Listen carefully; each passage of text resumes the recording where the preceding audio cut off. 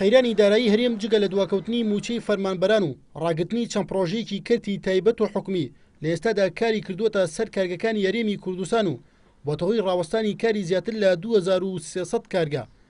ئەندامێکی پەرلەمانی کوردستانی لە لیژنەی بازرگانی و پاراستنی مافی بەکاربەر دەڵێت بەهۆی وەستانی کارگەکانەوە زیاتر لە 28,000 کرێکار بێکار بوون.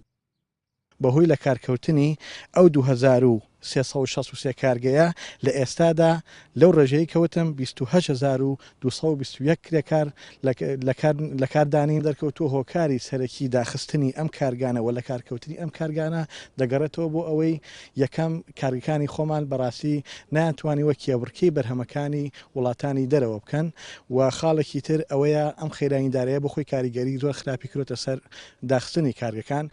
ئەم ئەندامی پەرلەمانی کوردستان ئاماژە بەوەش دەکات هۆکاری ڕاوەستانی کارگەکانی ناوهەرێم بۆ نەبوونی یاسایەک دەگەڕێتەوە کە بتوانێت بەو یاسایە بەرهەمی خۆماڵی بپارێزێت. بەڕێوەبەری گشتی وەزارەتی بازرگانی و پیشەسازیش دەڵێت بۆ ئەوەی کارگەکان لە قەیرانەکاندا لە کار نەکەون دەبێت کارگەکانی بەرهەمی خۆماڵی گرنگی زۆریان پێ بدرێت و ئەوانیش ئامادەن کار ئاسانیان بۆ بکەن.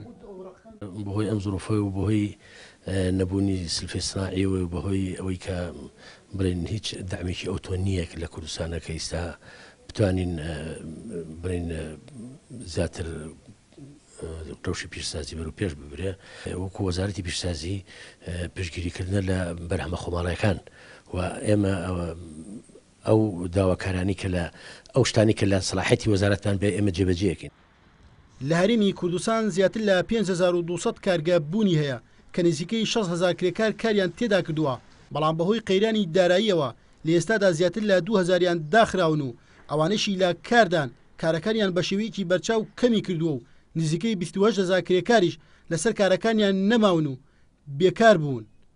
هێرش قادر NRT هەولێر.